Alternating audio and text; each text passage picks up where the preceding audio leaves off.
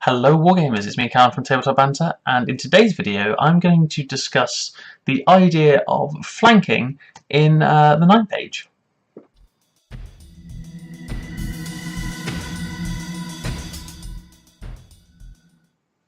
Hello guys, here we are back at the whiteboard. If anyone is a fan of my 40k stuff, you may remember I did Math Hammer on this board. This super expensive, definitely not 99p whiteboard. And today we're going to discuss flank charges. Notably the important parts, which are why they are useful and why people talk about why you want to avoid being flanked and you want to, like I said, want to go and flank. So first drawing I'm going to do on the whiteboard is going to be of a whole 6x4 table, obviously ignoring these side bits. Let's just say they're terrain. So if we got Army A, let's say that's Empire of Sonstor, okay, and they have, I don't know, a horde there and a couple of small blocks here. And let's say there's a hill over here where they've got, I don't know, a cannon or a couple of pieces of artillery, okay? And maybe some of their sort of, is it Reiters? I can't remember now. They've vanguarded a unit up. Hopefully that's all visible on there. And opposing, we've got, let's go with some kind of elf. Any kind of Sylvan elves, maybe.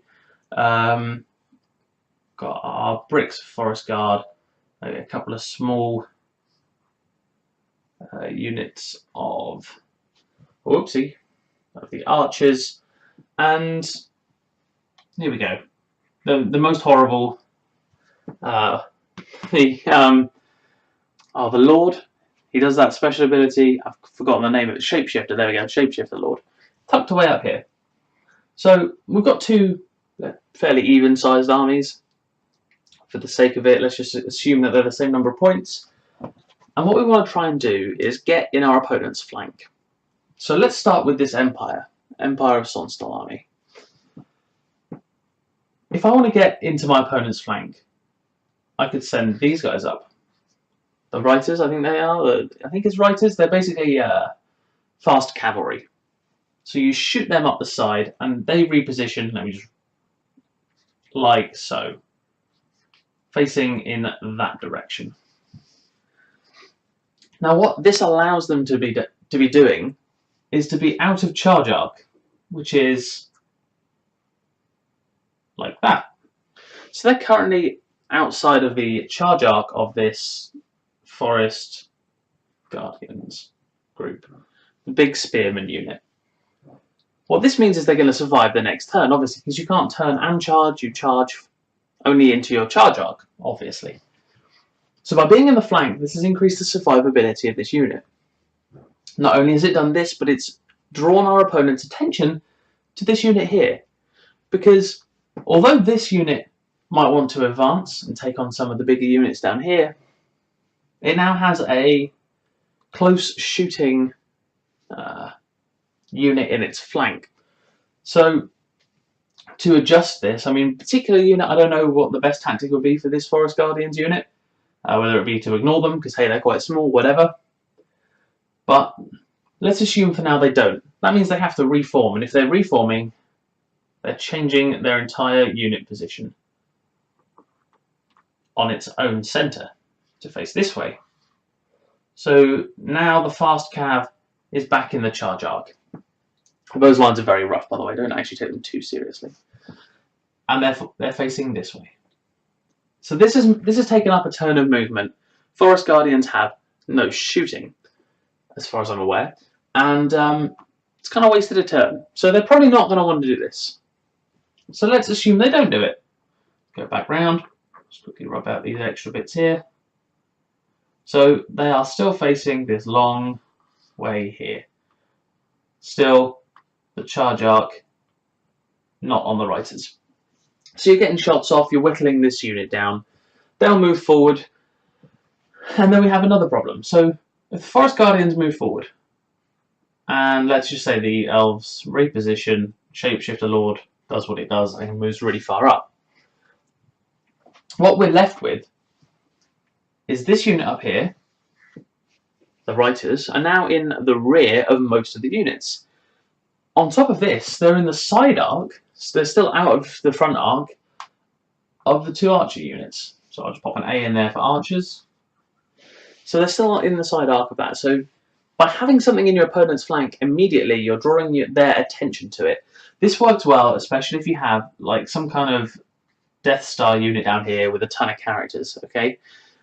This is where a couple of units doing this, a couple of units getting up in your opponent's flank, can make all the difference. Because, like I said, they're enough of a threat that ignoring them is risky, especially if, as I'll show in a minute, we've got war machines or anything.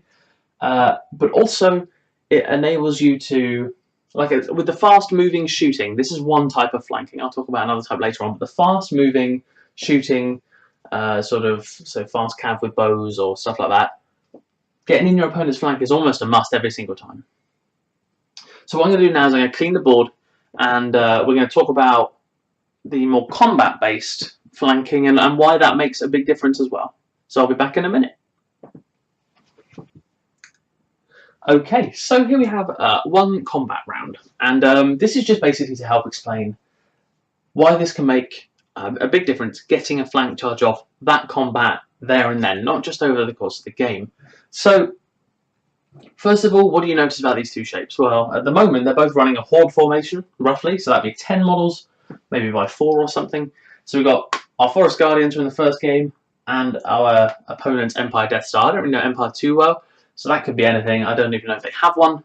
Big block of sort of halberd-wielding dudes is my guess, but my guess is as good as any other novices. So we've got our Forest Guardians, and they've managed to get into the flank of this Death Star.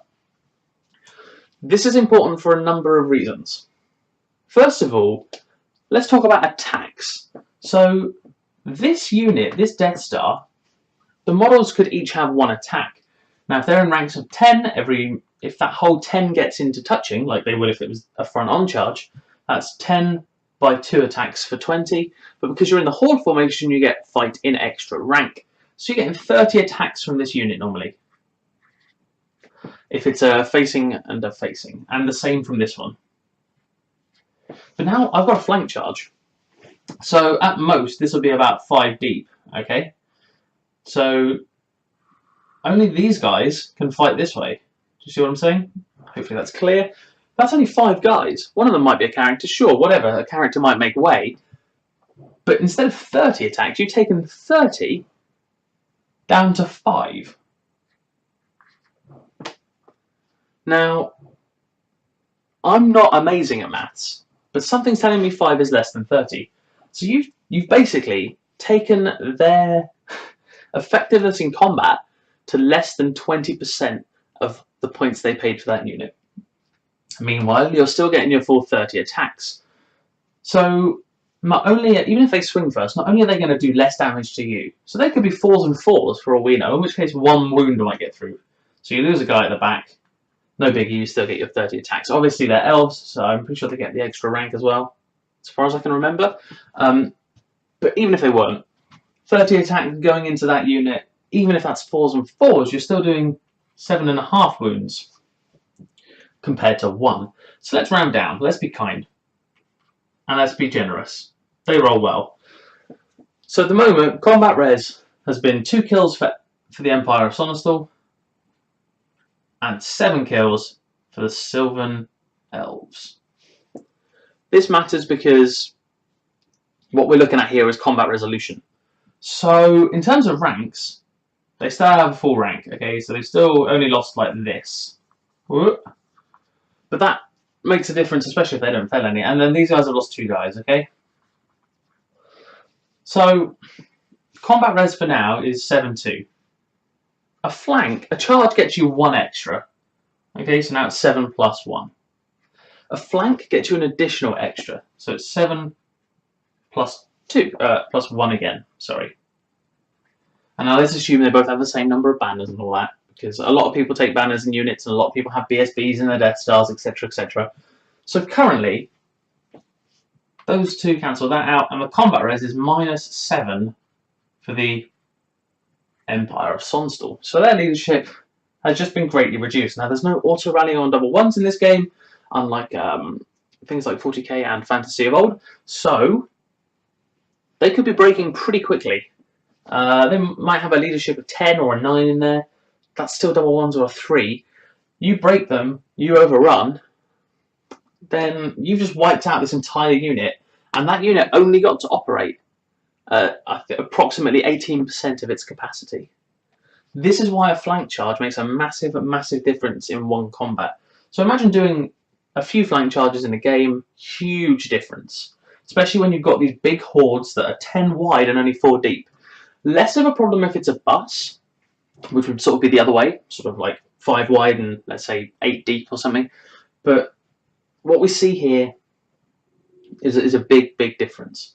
And if they've managed to strip off those extra ranks, now I know you may well get steadfast in this situation. I'm not certain. I'm not amazing with all the rules. I'm still reading them through for the first time, second time actually, but I'm a bit of a slow learner. So, like I said, we've really downed their efficiency at this level. Operating at 16% efficiency for a unit is not what you want to be doing. These Forest Guardians obviously working at 100%. Bam! This whole unit potentially destroyed just because of a flank charge. To put that into perspective, if they went the other way, it could be 7 and 7, and then it's a tied combat. If they're the same if these guys are identical, that's the difference. The flank charge makes that much of a difference. Taking away 84% or 82% of someone's operating capacity is huge. So I just wanted to do this and briefly explain flank charges for those who aren't really familiar with rank and file fantasy games like the 9th Age, because it's an important part of the game to know when you go and start playing. Obviously, you can't just charge up down the middle because then both your flanks are open. So these are things to watch out for. Savvy opponents will try and maximize the number of flanks they can get on you because of how much of a devastating difference it does make, as we've seen here. So thank you ever so much for watching. Obviously, don't forget to like and subscribe and leave your comments in the description below. If I've made any errors here, obviously the steadfast thing I'm not sure on, but I'm fairly certain they would have had it. But for the example's sake, it made better of the situation when we didn't have it. So I kind of fudged that bit, I guess. But anyway, like I said, any 9th Age players, do comment below and express your views on this. Obviously, this is for beginners more than anything else because that's the area of the 9th Age which I'm targeting, because that's where I am myself, and that's where I feel could be expanded. I think that I would love for you guys to look at this game and go, that's really cool. I want to try and have this tactical nous developed. And like I said, don't forget to comment and subscribe. The subscriptions have been going really well lately, so I'd like to thank you all, every single one of you. It's made making videos even more fun, really, because you see the views go up. Like I said, recently hit our first 1,000 view video, and it only took a few weeks, which was brilliant. I mean, that was really exciting for Harry and I. So it's been me, Callum, from TableTopBanter. Don't forget, have fun.